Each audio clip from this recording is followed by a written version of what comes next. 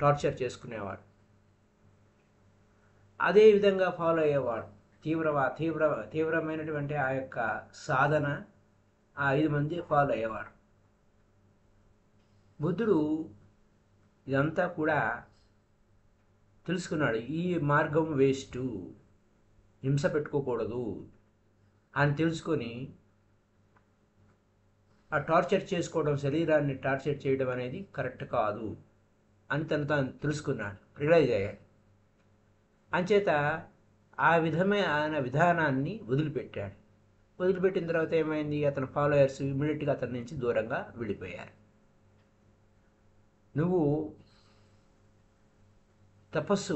ఈ తపస్సు నుంచి, ఈ మునివృత్తి నుంచి నువ్వు పడిపోయావు, భ్రష్టుడవైపోయావు, కాబట్టి నువ్వు ఇంకా సన్యాసివి కావు అని చెప్పి నిన్ను ఫాలో అవడం మాకు అనవసరం అని చెప్పి వాళ్ళు వెళ్ళిపోయారు.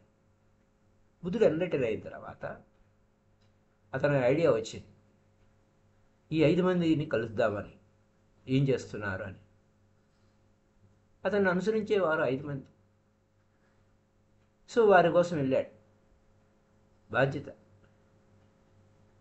తనను అనుసరించారు కదా, వారికి తను తెలుసుకున్న సత్యాన్ని బోధించాలని చెప్పి వెళ్ళాడు. సో ఎతికాడు. బీహార్ వెళ్ళాడు. బీహార్ దగ్గర బోధిగయ వెళ్ళాడు, బెనారస్ వెళ్ళాడు, అలా మొత్తం తిరిగాడు. మొత్తం మీద సారనాథ్ దగ్గర దొరికారు వాళ్ళు. అయితే బుద్ధ బెనారస్కి మళ్ళా వెళ్ళలేదు. మళ్ళా ఎక్కడికి, ఆ సారనాథ్కి వెళ్ళలేదు. కానీ ఎందుకని వెళ్ళాడు, వారు 5 మంది శిష్యుల కోసం వెళ్ళాడు. సారనాథ్ వచ్చాడు, బాగుంది, సాయంత్రం పూట సూర్యాస్తమయం అవుతుంది. ఆ 5 మంది సన్యాసులు, తపస్సు చేసిన వాళ్ళు ఒక బండరాయి మీద కూర్చున్నారు. చూశారు బుద్ధుడిని, ఇదేమిటి అని. ఇతను భ్రష్టుడైపోయాడు, ఇతను మన దగ్గరికి వస్తున్నాడు, ఆ మార్గం నుంచి భ్రష్టుడైపోయాడు ఇతను, ఆ సిద్ధార్థుడు మన దగ్గరికి వస్తున్నాడే అని చెప్పి అతని మీద అసలుకి రెస్పెక్ట్ ఇవ్వలేదు, మర్యాద ఇవ్వలేదు.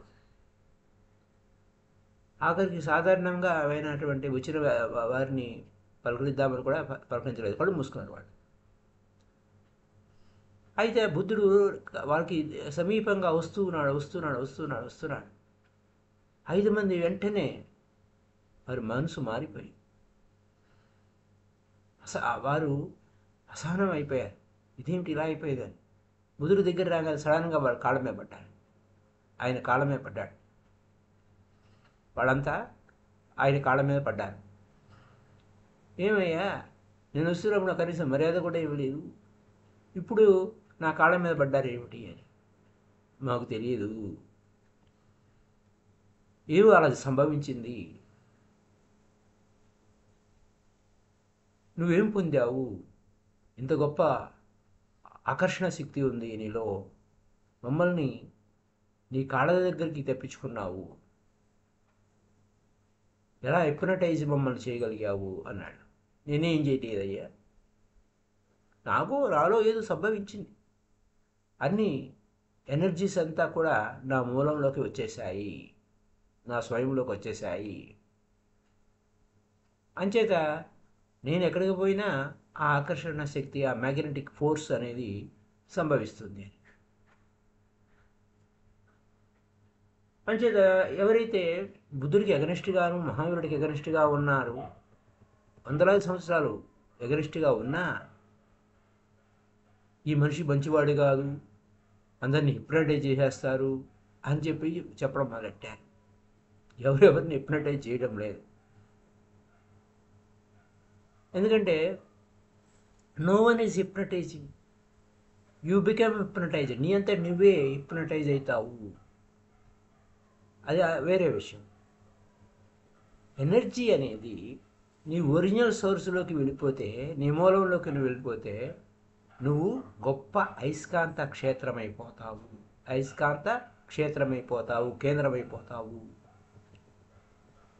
ఈ టెక్నిక్ గొప్ప అయస్కాంత క్షేత్రాన్ని క్రియేట్ చేస్తుంది అనే పాయింట్ మీద చెప్పుకుంటూ వచ్చాను. ఇంకా రెండో క్వశ్చన్ ఏంటంటే, మనసు అన్వైండింగ్ ఆఫ్ మైండ్ అంటే ఇప్పుడు ఉన్నాం, ఇక్కడ కూర్చున్నాము, ఇక్కడి నుంచి ముందుకేమిటి అంటే తర్వాత ఏమిటి అని కాకుండా వెనక్కి వెళ్ళిపోవడం. ఈ పద్ధతి పాశ్చాత్యంలో చాలామంది చేశారండి. వాళ్ళు ఫెయిల్ అయ్యారు. మీరు ఫెయిల్ అవ్వకుండా మీరు ఈ గొప్ప టెక్నిక్ వలన చాలా గొప్ప లాభం ఉంది. ఏమిటి కారణం? చాలా కారణాలు ఉన్నాయి. చాలా విషయాలు 3 రకాల విషయాలు ఉన్నాయి. ఒకటి ఏంటంటే, వెస్ట్రన్ సైకాలజీ అనేది వాళ్ళు మనిషిలో ఉన్నటువంటి ఆత్మని నమ్మరు. ఆ మనిషిలో ఉన్నటువంటి అసలైన స్థితిని నమ్మరు. వాళ్ళు మనసుని నమ్ముతారు. అంచేత బియాండ్ మైండ్ వాళ్ళు వెళ్ళలేరు. బియాండ్ మైండ్కి వెళ్ళేది మన టెక్నిక్. సారీ. అయితే beyond mind whatsoever you do is not going to help man really. మనసు పరంగా వారు ఎన్నో చేసినా ఆ మనిషి మనిషిగానే ఉండిపోతాడు తప్ప మనిషిలో ఉన్న దేవుడు వెలికి రాడు. వాళ్ళు ఆ నార్మల్ స్టేట్కి తీసుకురావడానికి మనసు గందరగోళంగా ఉంటుంది కాబట్టి నార్మల్ స్టేట్కి రావడానికి ప్రయత్నం చేస్తారు తప్ప బియాండ్ మైండ్ స్టేటస్కి వెళ్ళరు. నార్మల్ స్టేట్ అంటే ఏం లేదు, యావరేజ్. ఆ గుంపులో అప్పుడు ఆ గుంపు నుంచి విడుదలైపోయావు, మళ్ళీ ఆ గుంపులో చేర్చడమే, ఇంకంతే, ఏం లేదు. ఈస్టర్న్ సైకాలజీ అలా కాదు. ఆ గుంపుతో పని లేదు. సో గుంపు పని లేదు. గుర్తుపెట్టుకోవాల్సిన విషయం, ఈస్టర్న్ సైకాలజీ అనేది గుంపులో గోవింద కాదు. సొసైటీతో పని లేదు. సొసైటీయే ఒక జబ్బు పడింది. ఇంకా సొసైటీతో ఏం పని? ఇక్కడ బుద్ధుడితో పని. Unless you become a Buddha, నువ్వు బుద్ధుడు కానంత వరకు నువ్వు జబ్బుతో ఉన్నావు. అదేనమాట అక్కడున్న ఈ యొక్క తత్వం ఈస్టర్న్ సైకాలజీలో, తూర్పు దేశాల్లో ఉన్న సైకాలజీ. వెస్ట్రన్ సైకాలజీ అలా కాదు. ఆ సొసైటీ ముఖ్యం, సొసైటీకి అనుకూలంగానే ఉండాలి అని. బుద్ధ ప్రాధాన్యత లేదు. నువ్వు బుద్ధుడు అవుతావా మాకు సంబంధం లేదు, నువ్వు సొసైటీకి అనుకూలంగా ఉన్నావా లేదా. అంచేత వారు ఆ ఇన్నర్ బీయింగ్ని నమ్మరు. ఆ పాశ్చాత్యులు ఇన్నర్ బీయింగ్ని నమ్మరు.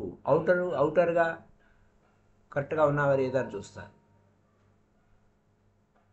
అక్కడ ఇన్నర్ లేనే లేదు, ఆత్మ లేనే లేదు అన్నట్టు వారు ఉంటారు. సో అక్కడ ఎన్లైటన్మెంట్ అవ్వదు. ఇన్నర్ బీయింగ్ స్వయం ప్రకాశకమైనటువంటి స్థితికి చేరుకోనంత వరకు ఎన్లైటన్మెంట్ అనేది జరగదు. ఇక్కడ మనకి ఆ ఇన్నర్ బీయింగ్ అనేది స్వయం ప్రకాశకమవుతుంది, అది ఎన్లైటన్మెంట్ అవుతుంది. అది వెస్ట్రన్ సైకాలజీ ఏంటంటే ఒక చికిత్సా విధానం, మానసిక చికిత్సా విధానం. అది మెడిసిన్లో ఒక భాగం. అది ట్రై చేస్తుంది, అడ్జస్ట్ చేస్తుంది, అంతేగాని అతీత స్థితికి నిన్ను తీసుకురాదు. ఈస్టర్న్ ఎఫర్ట్ ఏంటి? బియాండ్ మైండ్, భావాతీతము, మనసుకు అతీతము, ఆలోచన రహిత స్థితికి తీసుకెళ్తుంది. అక్కడ ఏ మానసికమైనటువంటి వ్యాధి లేదు. అక్కడ గుర్తుపెట్టుకోవాల్సిన విషయం, ఇక్కడ మానసికమైన వ్యాధి మనసుకు సంబంధించిన వ్యవహారమే లేదు. No mental disease. ఇక్కడ మనోవ్యాధి ఉండదు. ఇక్కడ మనకు మనోవ్యాధి ఉండదు, ఎందుకంటే మనసే వ్యాధి. అక్కడ బియాండ్ మైండ్ అన్నా అంటే వ్యాధి లేని స్థితికి మనం వెళ్తాం. వెస్ట్రన్ సైకాలజీ ఏంటి? మనసు కావాలి వారికి, అసలు మనసు డిసీజ్ కాదు వారికి. మనసే నువ్వు, అది రోగం కాదు. మనసు ఆరోగ్యంగా ఉండాలి. కాబట్టి మనసు ఆరోగ్యంగా ఉండాలంటే మనసు జబ్బు చేసింది, అది వారి ఆలోచన. అయితే మైండ్ అనేది ఒక డిసీజ్ కింద తీసుకుంటే మనకేమిటి, for us mind is the disease. Mind can never be healthy unless you go beyond mind. మనసు ఒక రోగము. ఆ మనసు రోగం అంటే ఆ రోగాన్ని తీసివేయాలంటే బియాండ్ మైండ్ వెళ్తేనే తీసివేయగలుగుతాం. అంతవరకు ఆ మనసు నిన్ను ఇబ్బంది పెడుతూనే ఉంటుంది. అయితే వాళ్ళు ఏం చేస్తారు, అడ్జస్ట్ చేస్తూ ఉంటారు. ఆ జబ్బుకి ఏదో ప్రత్యామ్నాయం ఏదో చేస్తూ ఉంటారు. కానీ మనసు ఎప్పుడు మాయ చేస్తూనే ఉంటుంది, అది డామినేట్ చేస్తూనే ఉంటుంది. So normal man is not really healthy. నిజంగా ఉన్నాడా అంటే ఆ పిచ్చివాడికి నీకు తేడా అంటే కొన్ని డిగ్రీలే. వాడు 10 దాటే, నువ్వు 10 దాటలా, అంతే. ఏం పెద్ద విషయం ఏం కాదు. క్వాంటిటీలో తేడా, క్వాలిటీ ఒకటే. క్వాంటిటీ మాత్రం ఆడు పిచ్చివాడే, నువ్వు పిచ్చివాడివే. కాకపోతే వాడు పిచ్చి ఆసుపత్రిలో ఉన్నాడు, నువ్వు బయట ఉన్నావు, అంతే తేడా. అంచేత వెస్ట్రన్ సైకాలజీ ఏంటంటే, నువ్వు ఈ గుంపులో ఒక అతిగా ఎక్కువ అయిపోయావు కాబట్టి నువ్వు నార్మల్ స్టేట్కి ఆ గుంపులో కలిపేయడానికి మాత్రమే ప్రయత్నిస్తుంది. అది అక్కడున్న విశేషం. వాళ్ళు ఒక హ్యాపీనెస్గా ఉండరు. మనిషి అయితే ఎలా ఉంటాడు, యానిమల్ స్టేట్లో హ్యాపీనెస్ ఎలా ఉంటాడు, ఎందుకని హ్యాపీనెస్ లేడు? మనిషి అనేవాడు ఎలా అంటే యానిమల్ స్టేట్కి వెళ్ళిపోయాడు. యానిమల్ హ్యాపీనెస్ ఏం ఉందా లేదా దానికి ఏం తెలియదు. యానిమల్ కన్నా డౌన్ యానిమల్ స్టేజ్ అని మిడిల్ స్టేజ్. యానిమల్ కన్నా బియాండ్ వెళ్ళాలి, లేదా యానిమల్ స్టేట్కి ఉండాలి, లేదా యానిమల్ కన్నా డౌన్ వరల్డ్ కన్నా వెళ్ళాలి, అంతే. రీజన్ ఏంటంటే ప్రతి దాంట్లోనూ ఇంటర్ఫియర్ అవుతుంటుంది మైండ్. మనిషి ఆ రీజనింగ్ ఏంటి, వితౌట్ రీజనింగ్ అతను జీవించలేడు. ప్రతిదానికి రీజనింగ్, అది వాడి సమస్య. సో ఆ రీజనింగ్ వలన మనం హ్యాపీగా ఉండలేము. అన్నిటి వలన ఈస్టర్న్ సైకాలజీ ఏంటంటే బియాండ్ ఫిజికల్, మెటాఫిజిక్స్, ఆధ్యాత్మికత, పాజిటివ్ గోల్కి వైపు వెళ్తాం. సంతోషం అనేది ఒక నియమం. అని నువ్వు సంతోషంగా ఉండు. సంతోషం ఒకటే కాదురైనా బ్రహ్మానంద స్థితి. ఆ బ్రహ్మానందము, ఆ ఆనంద స్థితిని సహజ స్థితి. అది ఈస్టర్న్ సైకాలజీ ఏం చెప్తుంది, నువ్వు ఫీల్ అవ్వగలవు. అయితే నువ్వు అన్హ్యాపీగా ఉన్నావా, నువ్వు సంతోషంగా దుఃఖంగా ఉన్నావా, సంతోషంగా కూడా నువ్వు ఉండగలవు. సంతోషం ఒకటే కాదు, బ్రహ్మానంద స్థితికి కూడా నువ్వు చేరుకోగలవు అని చెప్తుంది. ఒక మనిషి చీకటిని చూస్తేనే వెలుగును చూడగలుగుతాడు. చీకటిని చూస్తేనే వెలుగును చూడగలుగుతాడు. చీకటిని చూడటానికి కూడా కన్ను కావాలి. కళ్ళు లేనివాడు చీకటిలో ఉన్నాడు అనుకుంటాం. వాడికి కళ్ళే లేవు. చీకటి అంటే ఏంటో చూడటానికి కూడా తెలియదు వాడికి. చీకటి అంటే ఏంటో కూడా తెలియదు వాడికి. అది అక్కడున్న విశేషం. సో దుఃఖం అంటే ఏంటో తెలిస్తేనే ఆనందం అంటే ఏంటో తెలుస్తుంది. బాధ అంటే ఏంటో తెలిస్తేనే ఆనందం అంటే ఏంటో తెలుస్తుంది. హాయిగా ఉండడం అంటే ఏంటో తెలుస్తుంది. అంటే పరస్పరం ఆపోజిట్ ఉంటాయి. కాబట్టి you are capable of being totally happy. పరిపూర్ణంగా ఆనందంగా ఉండగలవు. కానీ మనసు అలా ఉండదు. మనసు అలా ఉంచదు. If you fall downward and become just a body, నువ్వు కిందకు పడిపోయావు, శరీరమే నువ్వు అనుకుంటావు. అలా కింద పడిపోవటం నీకు ఆ మనసు ఏం చెబుతుంది, హ్యాపీ అని. అలాగైతే నువ్వు అలా పడిపోయావా అని ఆ ఫ్రాయిడ్, ఆ వెస్టర్న్ సైకాలజిస్టు.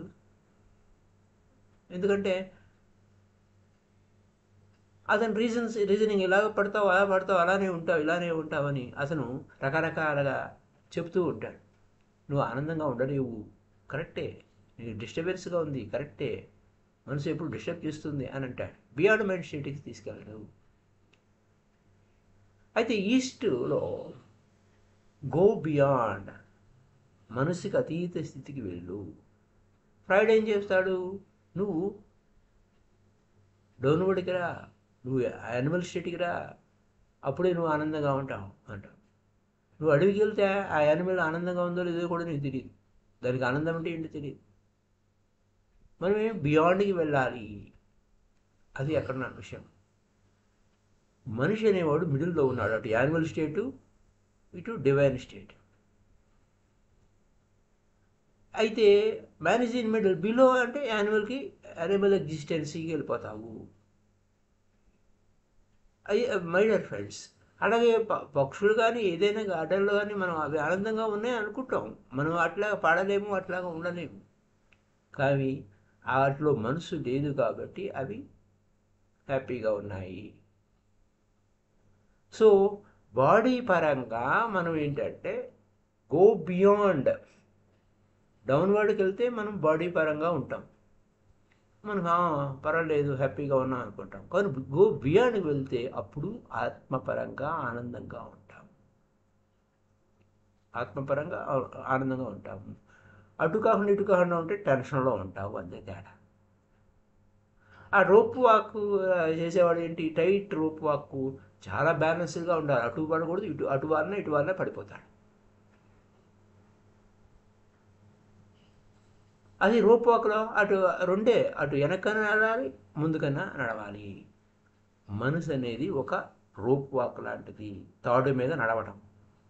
రోప్ అంటే తాడు, పెద్ద తాడు కడతారు, పెద్ద లావు తాడు కడతారు, తాడు మీద నడుస్తాడు. టైట్ రోప్ వాక్, టైట్గా ఉండాలి అది. అక్కడ బ్యాలెన్స్ చేసుకుంటూ ఉండాలి, అన్ఈజీగా ఉంటుంది, ఎవ్రీ మూమెంట్ చాలా యాంగ్జైటీగా ఉంటుంది. మనసు జీవితాన్ని టెన్షన్లో పెడుతుంది. మనసులో పెడితే ఎలా ఉంటుందంటే టెన్షన్లో ఉంటుంది, లైఫ్ టెన్షన్గా ఉంటుంది. అంచేత వెస్ట్రన్ సైకాలజీ మనిషిని నార్మల్గా చేయడానికి ఉపయోగపడుతుంది, కానీ అసలైన మనిషిని తయారు చేయడానికి ఉపయోగపడదు. అనేక ట్రెండ్స్ వచ్చినాయి, కానీ ఆ వెస్ట్లోకి వెళ్ళాలంటే ఈస్ట్ సబ్టల్గా సూక్ష్మాతి సూక్ష్మంగా వెళ్తుంది. అంచేత అన్వైండింగ్ ఆఫ్ మైండ్ అనేది హెల్ప్ చేస్తుంది. ఈస్ట్లో క్రియేట్ నార్మల్ మైండ్ కాదు. If you just trying to create a normal mind లేదు, అన్వైండింగ్ ఒకటే. నార్మల్ మైండ్గా ఉండటం, నార్మల్ స్థితిగా ఉండటం కాదు. మనసులో ఉన్నవన్నీ తీసివేస్తూ ఉంటే, జరిగినవన్నీ తీసేస్తూ వాటిలో ఇన్వాల్వ్ కాకుండా సాక్షిగా ఉంటే నువ్వు అద్భుతమైన స్థితికి చేరుకుంటావు అని. ఇంకో క్వశ్చన్ ఏంటంటే మెడిటేషన్ మెథడ్, రేపు మనం తెలుసుకోబోయే క్వశ్చన్ ఏంటంటే, మీరు చాలా మెడిటేషన్ మెథడ్స్ చెప్తున్నారు, అయినప్పటికీ మీరు దీక్ష ఇచ్చే ఇదే పవర్ఫుల్గా ఉంటుంది, అంతవరకు అవి పవర్ఫుల్ కావు.